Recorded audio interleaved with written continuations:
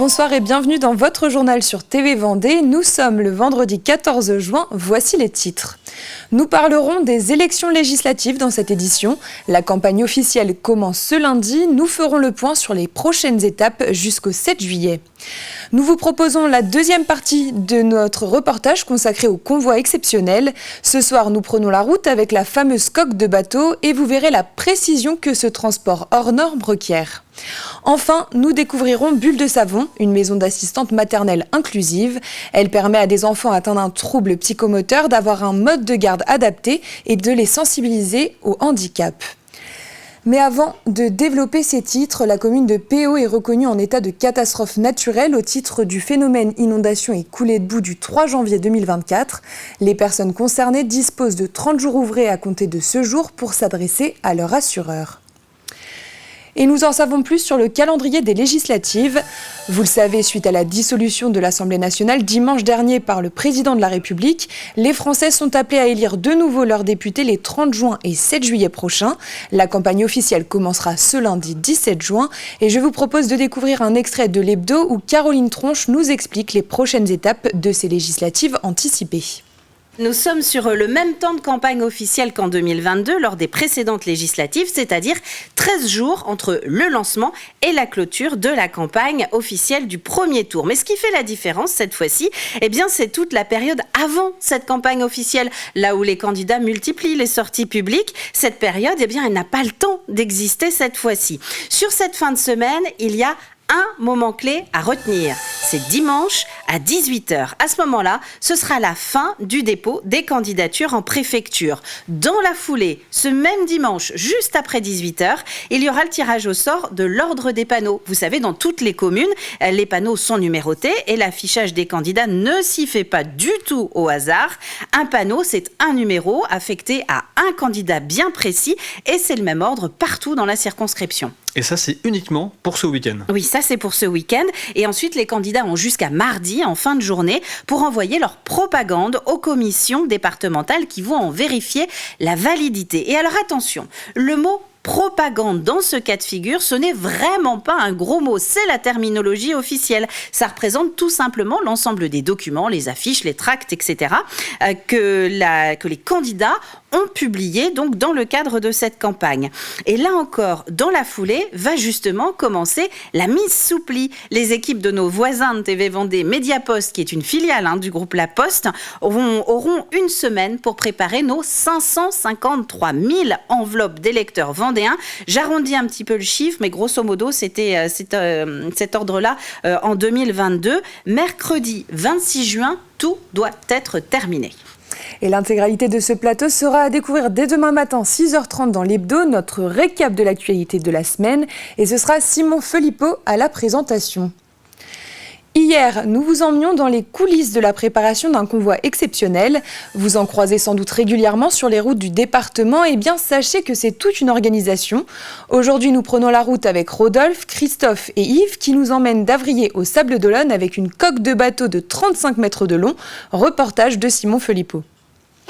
Le rendez-vous est fixé à 8h pour toutes les types du convoi. Le transport du jour, une coque de bateau de plus de 100 tonnes, 35 mètres de long et 9 mètres de large.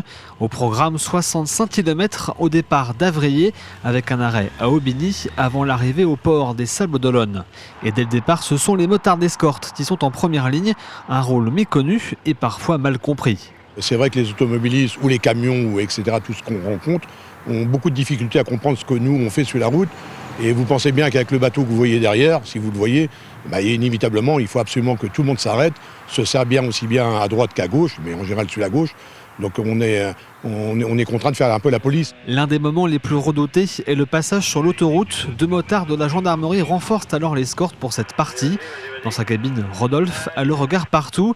C'est l'un des chauffeurs les plus expérimentés de l'entreprise. Il doit être attentif à l'ensemble de son environnement et parfois ça passe de justesse, notamment au niveau d'un pont où des travaux sont en cours. Ça se fait pas du jour au lendemain. On a même fait 2 mois qu'on est dessus. C'est pas les premiers qu'on transporte. Si gros, si. Mais bon, voilà. Et puis quand on a des mecs qui sont venus voir et puis qu'on a le matériel, ça se fait assez bien, quoi. Heureusement, il peut compter sur le regard expert de Christophe, situé dans la voiture pilote arrière. Il navigue d'un côté de l'autre du camion pour vérifier les distances avec les obstacles et surtout, il peut lever ou descendre le chargement grâce à une télécommande. Une vraie curiosité pour les passants. C'est à moi de gérer l'arrière du convoi, le chauffeur lui gère l'avant. Et comme ça derrière, faut descendre pour faire ses rétroviseurs et envoyer la remorque là où il faut. J'ai une télécommande dans la voiture qui me permet de faire ça. Et après de monter le bateau et de descendre aussi. À l'approche de la destination finale, la circulation se densifie tout comme le mobilier urbain. La tension est à son maximum. Non, j'ai pas encore mis les panneaux, faut que tu sortes un peu, je vais comme ça je vais mettre les 3 ou les 4 en même temps. Non mais je te demandais si on était sorti du panneau. Ah, autant pour moi, on est sorti du panneau. Encore quelques passages étroits à l'approche du port Sablé avant l'ultime manœuvre pour se positionner pour le débarquement. Puis c'est le soulagement pour tous, la mission est réussie et sans aucune égratignure sur la coque du bateau. Un chargement de cette envergure reste exceptionnel. Et vous pouvez dès maintenant retrouver la première partie de ce reportage sur notre site internet tvvendée.fr. Pour lutter contre le harcèlement scolaire à l'école, le gouvernement a lancé le programme phare à la rentrée 2023. C'est dans ce cadre que le lycée Colette Lebré d'Esnay a reçu Alia Chartier la semaine dernière. Cette Vendéenne a publié une autobiographie intitulée Une histoire de nude. Elle y raconte le cyberharcèlement qu'elle a vécu à 14 ans. Alia a pu partager son histoire avec les élèves de première pour les sensibiliser, mais surtout leur permettre de libérer la parole. Après avoir arpenté les établissements scolaires avec Véronique Agrapard, une sage-femme sexologue, je reprends le flambeau pour faire de la prévention essentiellement. Et puis là, quand on arrive dans des niveaux un peu plus grands, les jeunes ont beaucoup plus vécu en fait, de violence forcément. Donc c'est aussi leur dire qu'ils peuvent parler en fait, qu'il n'y a pas de... Il n'y a pas de honte à avoir quand on a vécu quelque chose, qu'il faut parler pour aller mieux, quoi. Et de nouvelles fermetures des urgences dans le département. À Montaigu, Vendée, elles sont fermées jusqu'à ce samedi 8h30. À Luçon, la fermeture commencera ce samedi à 15h jusqu'à dimanche 8h30. Il est demandé aux usagers d'appeler le 116 117 pour les soins relevant de la médecine générale et le 15 pour les urgences vitales. Découvrons à présent Bulle de Savon. C'est une maison d'assistante maternelle inclusive. Willen et Magali, toutes deux formées à l'autisme, ont ouvert ce lieu unique en septembre 2023. Elles proposent 8 places d'accueil. 2 sont réservées pour des enfants atteints d'un trouble du développement. L'objectif de Bulle de Savon est de sensibiliser au handicap dès le plus jeune âge et de permettre aux enfants de trouver une solution de garde adaptée. Reportage d'Alix Lanos. Petit loup est en colère. Des jeux, des chansons, l'ambiance est la même que dans n'importe quelle maison d'assistante maternelle, à la différence près que Willen et Magali accueillent des enfants dits ordinaires et des enfants avec des troubles du développement. On s'est rendu compte que l'inclusion était primordiale dès le plus jeune âge, d'où l'ouverture de la MAM du coup avec enfants dits neurotypiques, donc sans troubles du développement, et enfants avec troubles du développement. Formées à l'accompagnement d'enfants avec autisme, les 2 jeunes femmes ont ouvert leur MAM Bulle de Savon en septembre dernier à Mareuil-sur-Lay. Aujourd'hui, elles accueillent 7 enfants, dont Kenza, née avec une malformation au niveau du visage et qui présente un retard psychomoteur. La petite fille de 3 ans est pour la première fois gardée en collectivité. Elle y fait beaucoup de progrès et sa présence fait du bien à tout le monde. Ils seront tous amenés un jour à rencontrer un enfant avec des besoins spécifiques à l'école. Et je me dis, le fait de commencer dès le plus jeune âge, c'est génial, quoi. Arthur et Sophie sont frères et sœurs et sont gardés ici par Willen et Magali. Pour leur maman, la présence d'enfants en situation de handicap est un plus.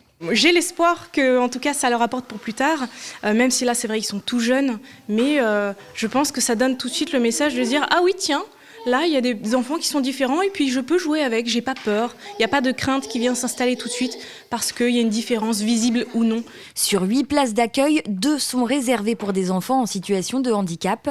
Une seule, pour l'instant, est pourvue. On attend, après on a conscience que c'est quelque chose de nouveau et d'innovant en Vendée, donc il faut qu'on apprenne à se faire connaître, mais il nous reste effectivement une place et on y tient à cette place, donc on ne souhaite pas la combler avec un enfant sans trouble du développement, on tient vraiment à cette place et à notre projet on patiente le temps qu'une famille se présente à nous. En septembre prochain, Arthur et Kenza iront à l'école, avec dans leur cartable probablement ce petit truc en plus d'ouverture sur les autres. Et voici peut-être une idée de sortie pour ce week-end.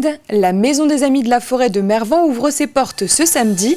À l'intérieur, vous pourrez y découvrir un musée sur les métiers du bois et découvrir la faune et la flore du territoire. Mervan abrite la plus grande forêt du département et c'est l'occasion de la mettre en avant.